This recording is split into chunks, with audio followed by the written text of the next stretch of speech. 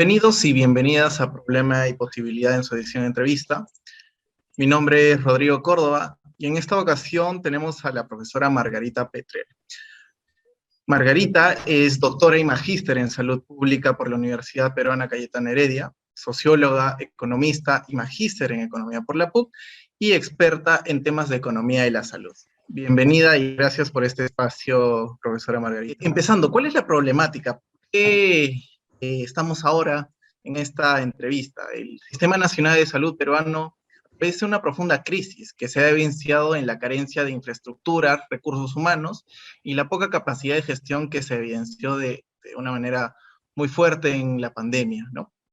La pandemia a su vez ha revelado una falta en la equidad del acceso al sistema de salud, lo cual nos permite esbozar algunas preguntas y preguntarle, profesora, ¿cuáles son los principales ejes para fortalecer el sistema de salud pública? Gracias por la entrevista. Hay distintos ejes en los cuales, a través de los cuales hay que entrar. Lo primero y lo que no se suele tomar en cuenta es que la salud es resultado no solo de los servicios de salud, ¿no? Es resultado también de cuán expuesta está la población a riesgos. Entonces, mientras hay un aumento de la violencia, feminicidios incluidos, un aumento de la desnutrición, en la anemia, un aumento en la baja calidad educativa, el sector salud va a seguir siendo receptáculo de heridos. Por ejemplo, el accidente ahora en Matucana, ¿no? 29 muertos hasta ahora. Y se dice que el chofer iba corriendo. Entonces, respeto a las normas, eso es muy importante. Es la mejor forma de contención de costos. Ya, entonces, intersectorialidad es una palabra fuerte, importante, y el sector salud debe hacer sentir su voz, ¿no? Explicarle a los otros sectores por qué es importante la vida, ¿no? El otro, ya, habiendo dicho eso, el tema de rectoría es importante porque ha habido una pérdida de rectoría debido al proceso de regionalización. Porque este proceso no concluyó en las macrorregiones. Este proceso debía haber concluido en las macrorregiones y se quedó en los departamentos. Ha habido, no sé si mala transferencia de funciones, problemas de capacitación, pero también las regiones pusieron de su parte con el tema de corrupción y lo que hay es una pérdida de rectoría, ¿no? A mi modo de ver, primero tenemos que sentar las bases de que los peruanos tenemos que ser toditos iguales,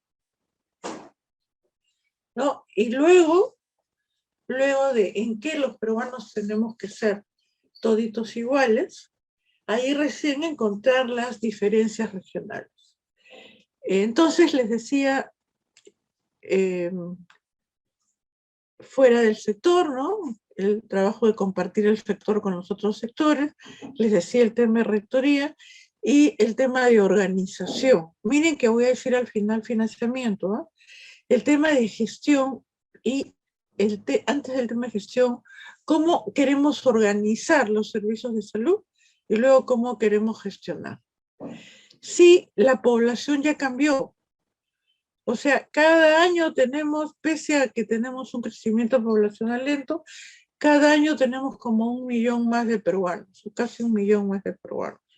O sea, son escalas de producción distintas. Vamos a hablarlo en términos económicos. Una cosa era cuando tú prestabas atención a 10 millones, otra cosa es cuando prestas a 20, otra cosa es cuando prestas a 30. No obstante, la escala no cambió. El modelo de organización se mantuvo. Entonces se mantuvo un primer nivel madre-niño. Pero es que la población numéricamente, mayoritariamente, no es madre-niño. La población ya está adultos y adultos mayores. Entonces, ¿cómo organizamos la atención? El primer nivel de atención debe estar en capacidad de hacer frente a las enfermedades crónicas. Las enfermedades crónicas no solo son un producto de la edad, antes lo era. Ahora es un producto de los hábitos de vida, ¿no? Y tenemos a jóvenes con diabetes, tenemos a jóvenes con hipertensión, tenemos secuelas de violencia. Entonces estamos a mala nutrición, muchas veces por exceso. Tenemos un montón de obesos al lado de niños con desnutrición crónica.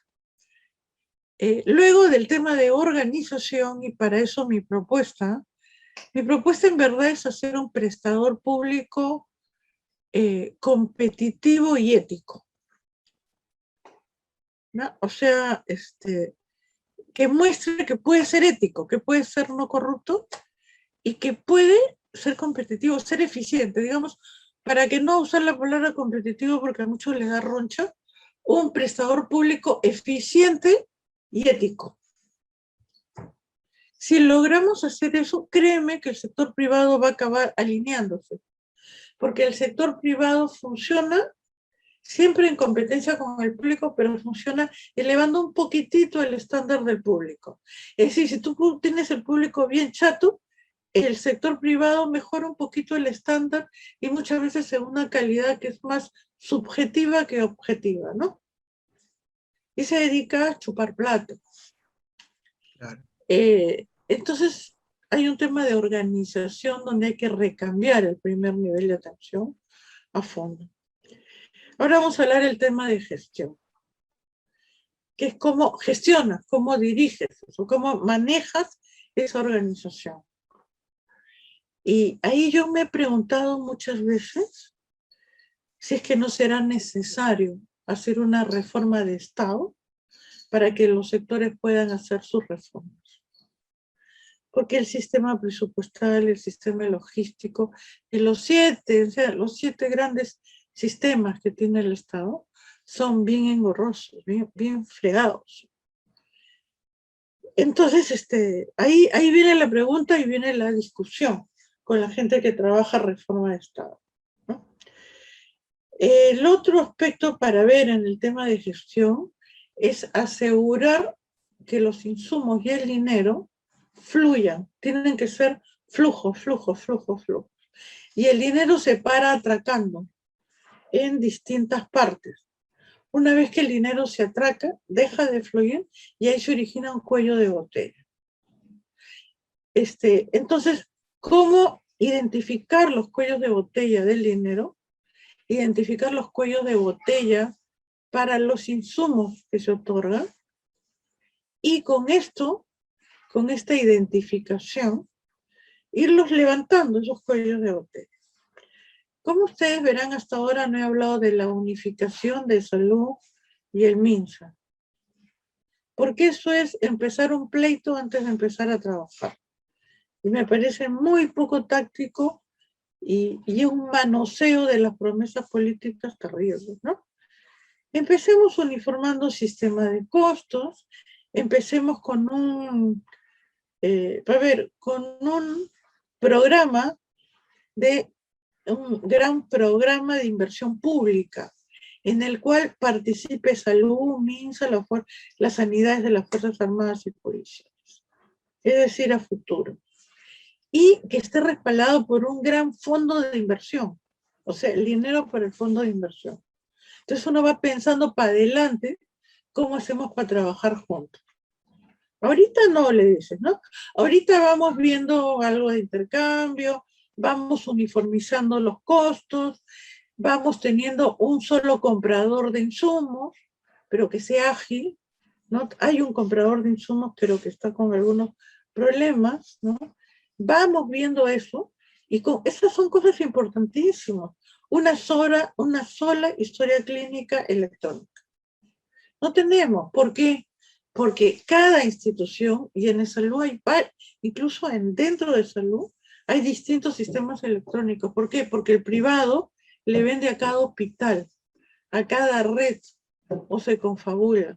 No, tenemos que tener un solo sistema de historia electrónica, el mejor. No con el más corrupto, sino el mejor. No importa si cuesta más, porque si es el mejor nos va a ahorrar una serie de cosas, ¿no? Y lo último que quiero decirte, antes de hablar del tema financiero, es la capacitación al recurso humano. No sé cómo esté siendo la formación de médicos y enfermeras, pero creo que eso debe ser renovado y actualizado permanentemente. Muchas veces, como paciente, yo siento que le falta capacidad clínica para resolver problemas. Entonces tenemos que revisar la formación médica, actualizar la formación médica, pensando en que la composición de enfermedades cambió, pensando en que la organización de la prestación cambió, ¿no? Esto es lo que tenemos que hacer. Ir viendo lo del financiamiento, pero asegurándole al mes que la plata lo vamos a usar eficientemente y efectivamente. Porque pónganse en los zapatos del mes. No tenemos plata para regalar y encuentran que muchas veces salud no ejecutó o ejecutó, pero no hay resultados sanitarios. Entonces va a preferir darle a educación. En verdad, para mí, más prioritario es educación, pero con calidad, que salud. Porque en educación trabajas un montón de cosas, ¿no? Pero no, bueno, como ahora que me parece que ese aumento en educación está destinado a aumentar el sueldo a los docentes si no se habla de la SUNEDU, no se habla de los exámenes. O sea, el personal que presta servicios de salud, de educación, tiene que estar permanentemente capacitándose y rindiendo exámenes, porque lo que interesa es la producción de servicios efectivos, no interesa el rol de empleador del Estado. Y en los sectores sociales, esa fue mi tesis de magíster en economía, en los sectores sociales hay un conflicto de objetivos entre dar empleo y prestar el servicio. Yo estoy segura de que tenemos un exceso de personal administrativo y eso hay que enfrentarlo. Parte de ese personal administrativo lo podemos recapacitar para que sean auxiliares de enfermería, auxiliares de farmacia, y otra parte vamos a tener que darle incentivos y va a tener que salir, pero no podemos hacer una prestación pública costosa e ineficiente. Porque si no, la parte privada está diciendo siempre, dame la plata que yo presto el servicio. Y frente a un sector público ineficiente, la parte privada cobra más caro, pues, y sacan lucro. Es bien duro lo que he dicho, ¿eh? Pero yo creo que si lo que queremos es una prestación efectiva, que además con eso hacemos que la población valore lo que es el rol público. Porque hoy en día el Estado es poco valorado por la población. Los bienes públicos son poco valorados por la población. Creo que con eso les he contestado varias. Claro, sí, sí, profesora. Continuando, dentro de las cosas que usted nos mencionó, afirma el tema del personal, ¿no? De acuerdo a información de la OMS, los recursos humanos asignados al sistema de salud muestran que hay un déficit, ¿no? Hay personal de salud, pero no el de adecuado número que recursos debería haber. presenciales. De Exacto, por recursos paciente. presenciales. Claro, No o sé sea, cómo se pueda resolver ese problema, porque se ha dado incentivos. Y claro, en la época de pandemia, en ciertas zonas llegaron a pagar hasta 15.000 soles mensuales a los médicos, que aún así habían problemas. Y ocurre que muchas veces el médico dice voy a trabajar en frontera, gana esa plaza y después solicita traslado a Lima. Entonces lo que uno encuentra no es tanto el dinero, sino cómo ofrecerles capacitación continua. O sea, me voy a inventar una posibilidad, ¿ya? 3 años trabajas en frontera y 1 año tienes asegurada la capacitación en la Universidad Cayetano Heredia para que tú hagas tu posgrado, ¿no? Una cosa así, o sea, y seguir viendo, ¿no? ¿Qué más podemos hacer para lograr que ese recurso que no le gusta irse fuera de las grandes ciudades, Ahora, ¿por qué no le gusta irse? No es solo un tema de capacitación, es porque ellos arman su consulta privada. Y si los mandas a la punta del cerro, ¿qué consulta privada van a dar? Lo más que van a dar es que le regalen el cuy, ¿no? O que le regalen algo. Pero este es un recurso que ha sido formado urbanamente. Entonces, eso es bien bravo, incluso con el docente, ¿no? ¿Ustedes Claro. conocen la expresión profesor de miércoles? ¿Sí?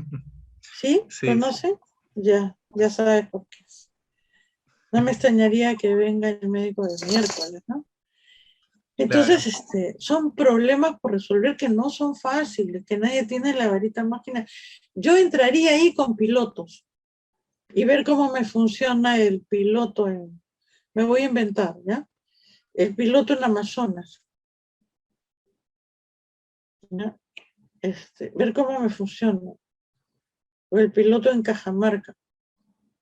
Y ahí tienes que hacer alianzas con la policía y todo, porque esta reforma organizacional que yo les decía del primer nivel, el director del puesto del centro de salud tiene que ser un tipo que se haga pata, amigo del comisario, amigo del expendedor, de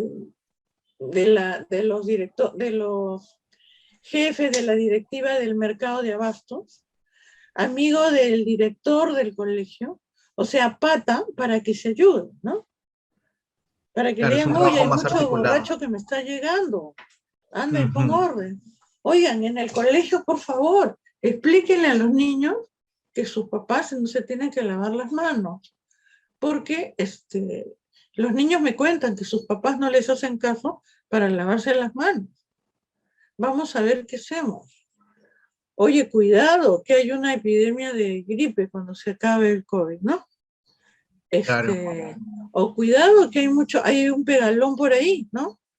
Vayan, me lo meten preso una noche a ver qué hacen, ¿no? O sea, tienen que darse la mano entre ellos, ¿no? Igual el de educación, y bueno, evidentemente, pues hay que dar comida en los colegios, ¿no? Claro. Que los chicos llegan al colegio y se duermen de cansancio.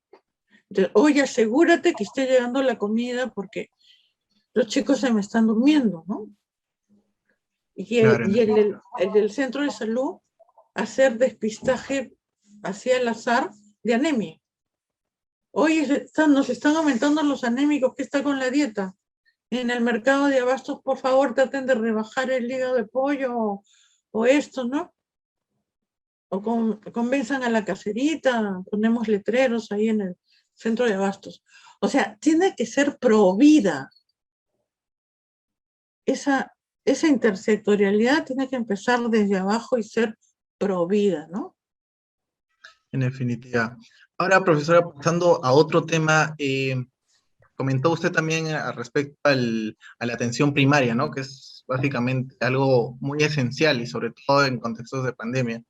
Ujú. Eh, Cifras del MINSA dicen que aproximadamente el 77% de los establecimientos de salud de atención primaria contaba con una capacidad instalada inadecuada y esta cifra alcanzaba el 51% de los hospitales, ¿no?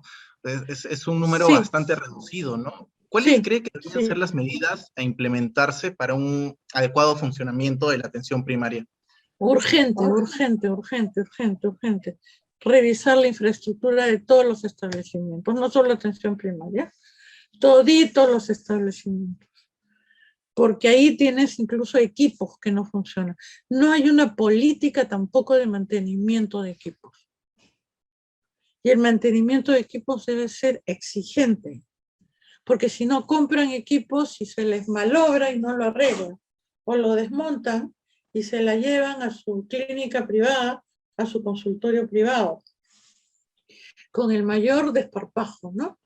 Y como las enfermeras ven eso y las auxiliares ven eso, yo veo permanentemente auxiliares que se llevan un montón de cosas a su casa, de medicamentos, de gasas, de todo, porque es una práctica. Ahí no hay el respeto a lo público. Es como que lo público es de todos, yo me lo agarro porque no tiene dueño, ¿no? Atención primaria es el primer nivel de atención, pero bajo la política de atención primaria ya te he dicho cómo debe operar. Debe operar dando atención a enfermedades crónicas, no es solo el binomio madre-niño, el médico tiene que estar capacitado, no tiene que estar bien formado para atender crónicas. Los establecimientos de primer nivel tienen que tener una serie de laboratorios básicos y tienen que estar enlazados en red. Lo que hace la red es facilitar flujos, ¿no?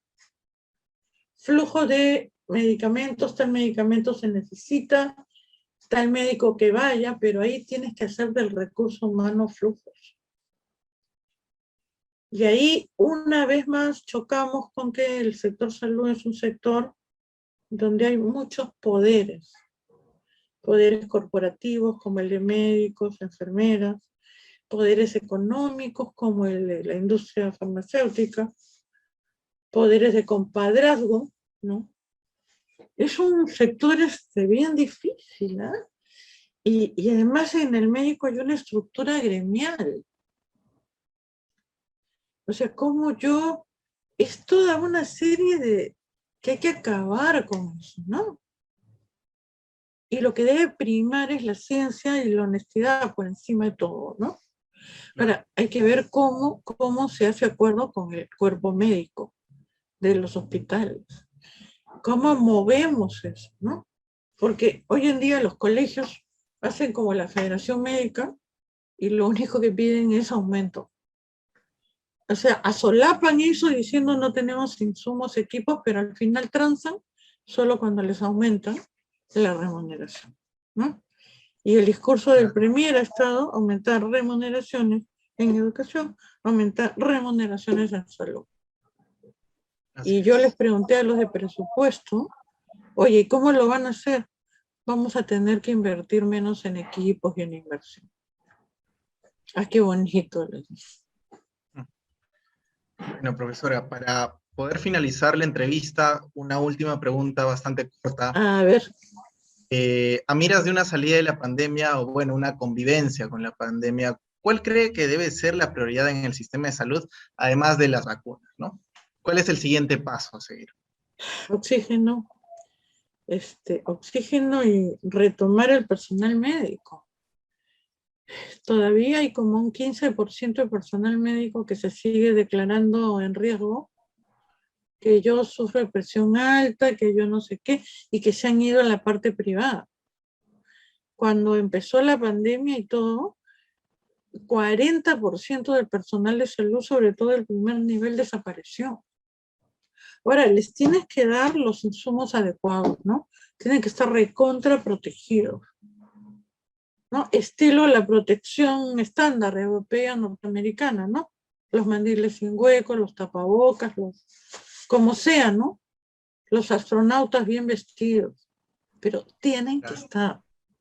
Porque ¿qué saca comprando más camas UCI cuando no hay quien lo opere? O sea, la cama UCI no se opera solita. Si lo operan mal, que la maloperan, se te muere la persona adentro. O lo dejas con problemas crónicos. Mira, la pandemia no va a acabar. Viene la tercera ola, no sé cuándo.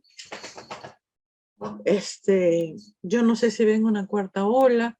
La hipótesis más plausible hasta ahora es que fue un accidente en los laboratorios de Wuhan lo que creó este virus.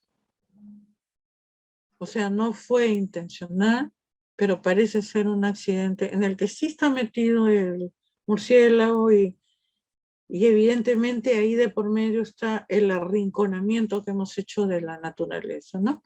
Somos el animal que más daño ha hecho y hace al planeta, ¿no? Por eso en broma decimos, el planeta se está sacudiendo de nosotros, ¿no? Claro. Pero, pucha, hay otras epidemias que están.